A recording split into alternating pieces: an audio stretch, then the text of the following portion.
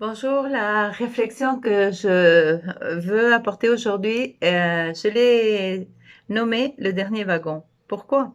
Eh bien parce que hier, je me suis retrouvée dans deux situations de deuil. Une amie de mon amie qui est seule depuis quelques mois à la suite de la perte de son mari et qui, face à toute tentative de consolation, elle répond oui, je sais, mais ce n'est pas la même chose d'en parler que d'y être. Et face à cela, les mots ne servent à rien et en ce moment, on ne peut même pas l'embrasser.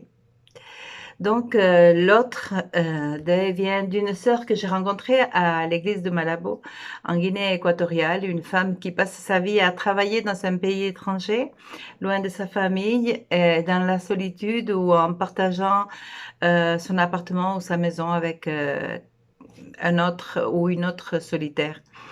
Et ouais, tout cela pour pouvoir rassembler un peu d'argent qui assurera la survie de sa famille. Elle venait au culte de l'église, elle était timide et réservée, elle apprenait la langue petit à petit. C'est ainsi que je l'ai connue, elle se faisait des amis parmi les Camerounais. Et donc, bon, le temps a passé, je suis partie. Et maintenant, je lis sur le WhatsApp qu'il faut que nous prions parce qu'elle est très malade. Et le lendemain, je lis qu'elle est partie. Aujourd'hui, je voudrais quand même partager un message d'espoir. Et j'étais en train de lire un proverbe, chapitre 23, qui dit en tout temps, crains l'Éternel, car il y aura un avenir pour toi, un futur pour toi, et ton espérance ne sera pas déçue. En réfléchissant à la brièveté de la vie et à l'imprévisibilité des circonstances, je me souviens d'une anecdote que j'ai entendue ou que j'ai lue il y a longtemps. Et cela m'a frappée parce que je m'en souviens encore. Euh, je vois ma vie comme un train qui fait un voyage dans le temps et l'espace. Bien sûr, il s'arrête à de nombreuses gares et beaucoup de gens montent et descendent. Et bon, je fais des étapes et j'ai des occupations, des humeurs différentes. Au début, je suis une petite fille ouverte et drôle avec une famille qui est tout mon univers. Puis après, je suis une fille étrangère, ronde et myope et je me débat avec les complexes.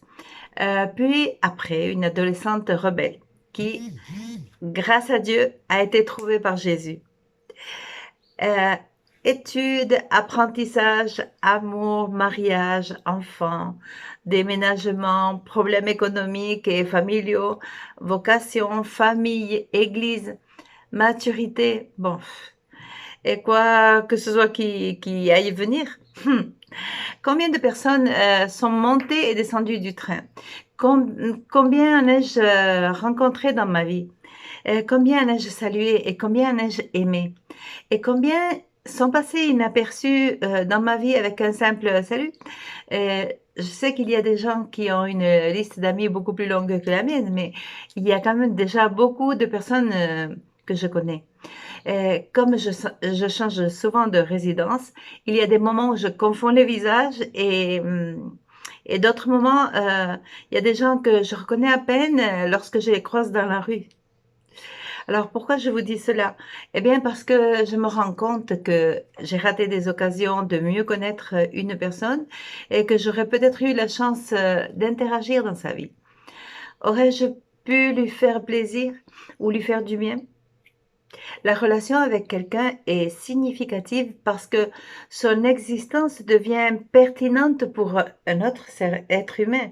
Alors, c'est comme un peu comme la phrase d'Éric Sellerier dans ses méditations quotidiennes. Il finit toujours par dire merci d'exister.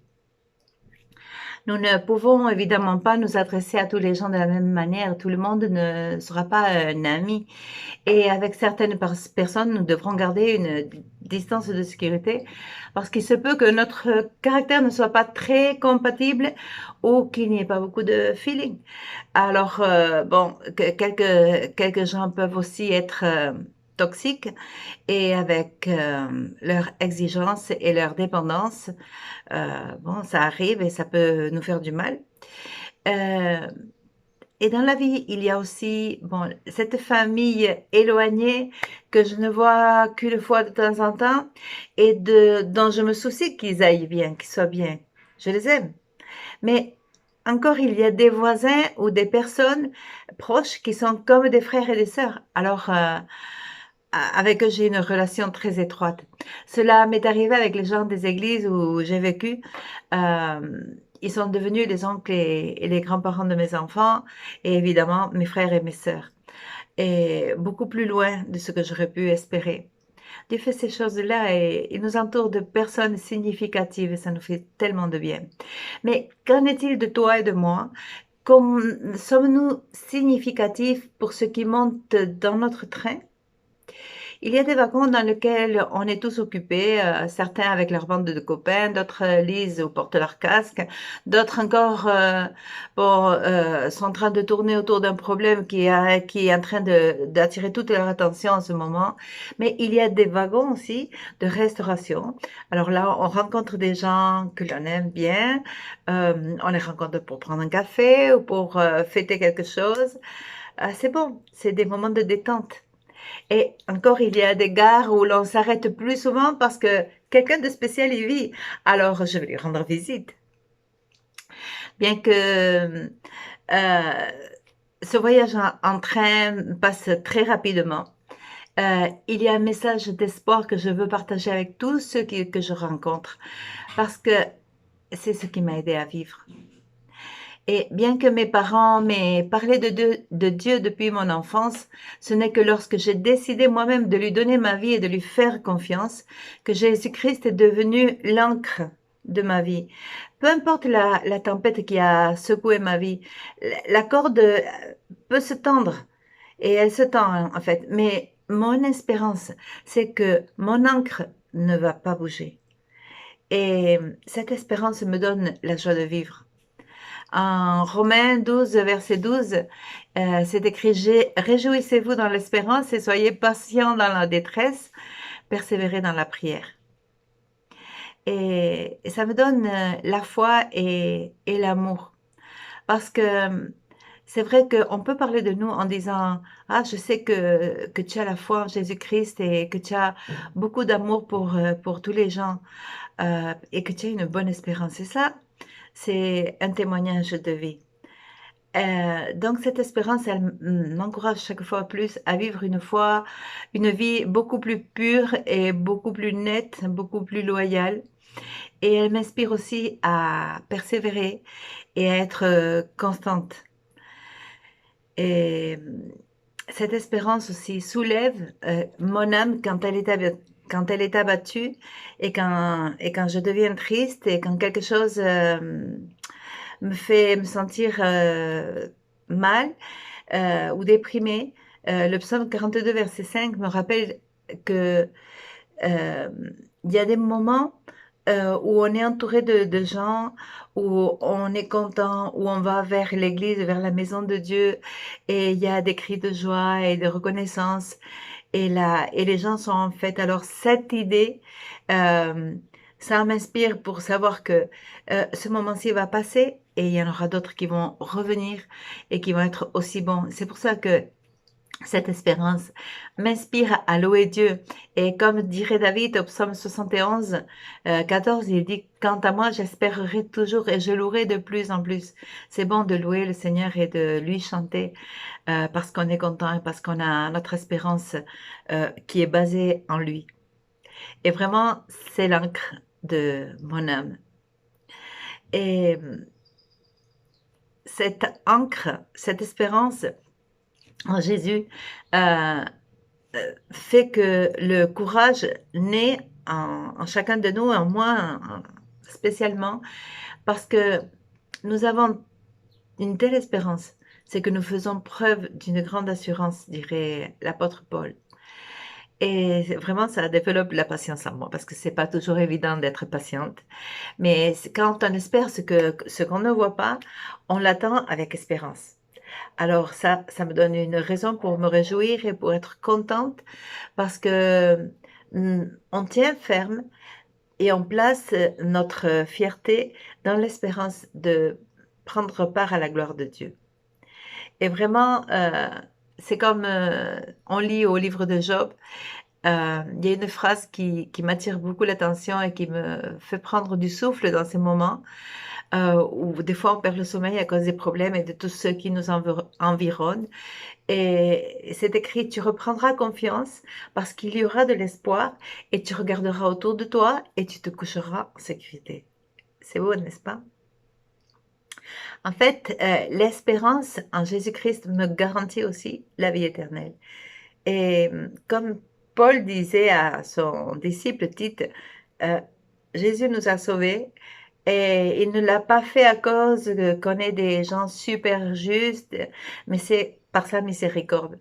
Et c'est comme ça qu'on est déclarés justes nous-mêmes et qu'on devient des fils de Dieu, des héritiers de Jésus, euh, parce qu'on a l'espérance de la vie éternelle. Bon, moi maintenant, j'approche de plus en plus de l'âge de la retraite et j'ai fait l'expérience de toutes ces vérités. Et c'est vrai que pendant tout ce temps de voyage, Dieu a opéré des changements dans ma vie qui m'ont transformée. Et je pense qu'il y en a encore beaucoup à faire. Mais c'est pour ça que j'ose encourager les gens et t'encourager à ne pas perdre le temps et à résoudre les conflits avec les personnes qui peut-être t'ont fait du mal et, et de ne pas avoir peur d'investir dans leur vie ou dans celle d'autres personnes. Parce que à la fin, ce sera la partie la plus pertinente de notre voyage. Et en ce moment, on voit que ce sont les relations ce qui compte le plus. Et tu sais, dans le fourgon de queue, celui qui se trouve à la fin du train, on te laisse toujours tout seul. La famille peut venir te voir partir ou non, parce que parfois le temps manque et à la fin de notre vie, euh, on doit être prêt. Vous voulez une bonne fin? Paul dirait à Timothée, notre espoir est dans le Dieu vivant qui est le sauveur de toute l'humanité et surtout de tous les croyants. C'est important de croire en Jésus. Alors, mettez votre vie entre les mains de Jésus-Christ parce que son pouvoir est fort. Et lorsque vous êtes lié à Jésus par la foi, vous recevez le salut et la garantie d'un destin inestimable, le ciel. Alors, bon voyage. Faites attention à ceux qui montent à bord de votre train et profitez de la diversité de cette aventure. Ceux qui vous connaissent peuvent donc dire que vous avez laissé une marque de joie et de bénédiction sur leur vie. Que Jésus soit votre meilleur compagnon de tous les instants et que ce soit celui qui vous tient la main dans le dernier wagon. Bon voyage!